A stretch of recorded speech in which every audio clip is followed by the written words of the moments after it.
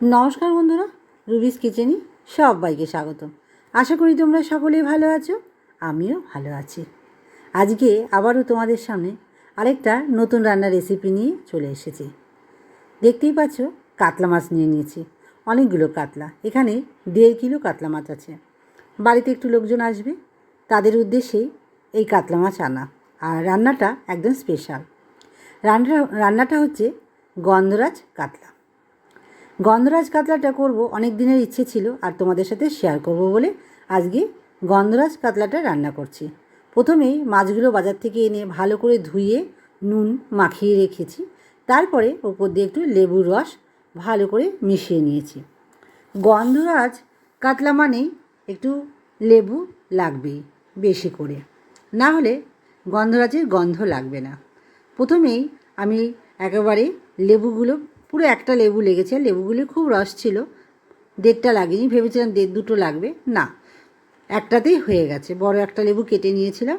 আর লেবুগুলো আমার ছেলের বন্ধুর বাড়ির গাছের লেবু, ভীষণ সুন্দর লেবুগুলো।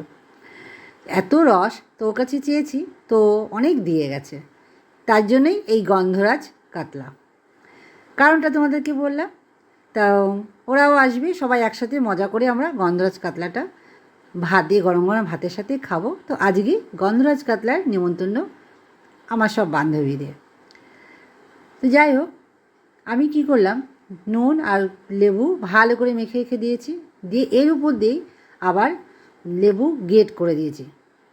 যখন মাছটা ভাজবো খেতে ভালো লাগবে, গন্ধটাও বেরাবে, সেই জন্য গন্ধরাজ লেবু গ্রেট করে দিয়েছি। তবে হ্যাঁ, তোমরা কিন্তু সাবধান, সাদা অংশটা দেবে না, সবুজটাই দেবে, না হলে তেতো হয়ে যাবে। নিয়ে মেখে নিয়ে কিছুক্ষণ ঢেকে রেখেছিলাম মাছটা। তারপরে গ্যাসের প্যানে কড়াই বসিয়ে দিয়েছি, তেলও একটু বেশি করে দিয়ে নিলাম। অনেকগুলো মাছ, তাই একটু বেশি তেল লাগছে। মাছগুলো এক এক করে আমি ভেজে নেব। এবার এই তেলেই আমি রান্নাটা করে নেব। কড়াই গরম হয়ে গেছে, এক এক করে আমি মাছগুলো সব ভেজে নিচ্ছি। তোমরা যখন মাছ ভাজবে এই তেলের মধ্যে একটু লবণ দিয়ে নেবে। কেন বলছি, যখন মাছ ভাজবে অনেক সময় কড়াইতে মাছ লেগে যায়, লবণটা দিলে কড়াইতে মাছটা লাগবে না। এই জিনিসটা শিখেছি আমার মা আর দিদিমার কাছ থেকে, ওনাদেরকে আমি দেখেছি এটা করতে। এদিকে মাছ ভাজা হচ্ছে, আমি গন্ধরাজ কাতলা করার জন্য পেস্টটা বানিয়ে নিচ্ছি। নিয়ে নেব টক দই পরিমাণ মতন, প্রায় 300 মতন টক দই নিয়ে নিয়েছি। তার মধ্যে নিয়ে নিয়েছি 8-9টা কাজু বাদাম আর কাঁচা লঙ্কা, দিয়ে ভালো করে পেস্ট করে নিয়েছি। এদিকে মাছ ভাজা হয়ে গেছে। মাছ ভাজার কড়াইটা একটু পোড়া পোড়া হয়ে গেছে বলে আমি অন্য আরেকটা কড়াইতে এই গন্ধরাজ কাতলাটা রান্না করে নেব। কড়াইটা বসিয়ে দিয়েছি, ফোড়ন দিয়ে নিলাম। তোমরা অপশান, ফোড়ন দিতে পারো নাও দিতে পারো। আমি একটু গরম মশলা, গোটা গরম মশলা ফোড়ন দিলাম আর শুকনো লঙ্কা ফোড়ন দিয়ে নিলাম। জিরে ফোড়ন, এক্ষেত্রে গন্ধরাজে জিরে ফোড়ন চলবে না, তো এই গরম মশলা ফোড়নটা দিলে গন্ধটাও একটু ভালো আসবে, সেই জন্যই দেওয়া। এরপরে আমি যে পেস্টটা বানিয়েছিলাম কাজু বাদাম আর দই দিয়ে, সেই পেস্টটা আমি দিয়ে দেবো, সম্পূর্ণ পেস্টটাই দিয়ে নেব। ভালো করে আস্তে আস্তে দেবো, যেহেতু কড়াইটা গরম হয়ে গেছে, তেল ছিটকে আসবে, সেই জন্য আস্তে আস্তে করে দিয়ে নিলাম। ভালো করে এবারে মিশিয়ে নেব। ভালো করে মশলাটা না কষালে গন্ধটাও ভালো বেরাবে না। আর এর মধ্যেই আমি যেই মশলাটা একদম কষানো হয়ে যাবে, আমি উষ্ণ গরম জল দিয়ে নেব।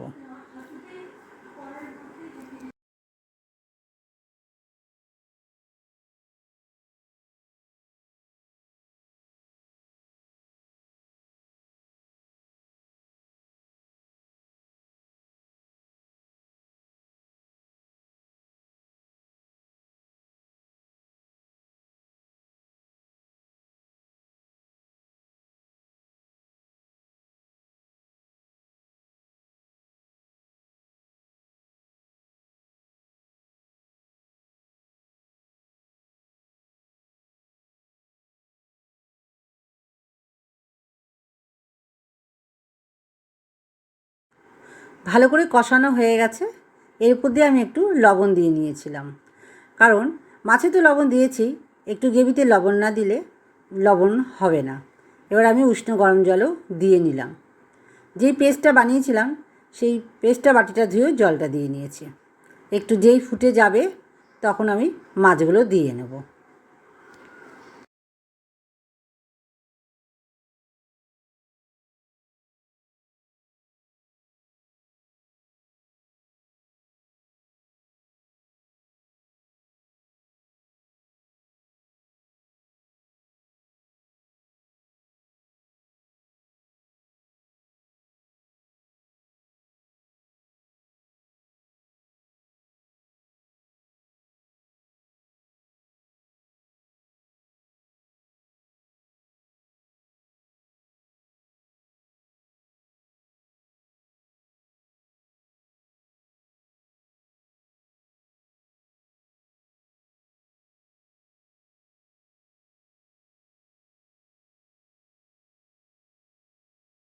ফুটে গেছে মাছের ঝোলটায়।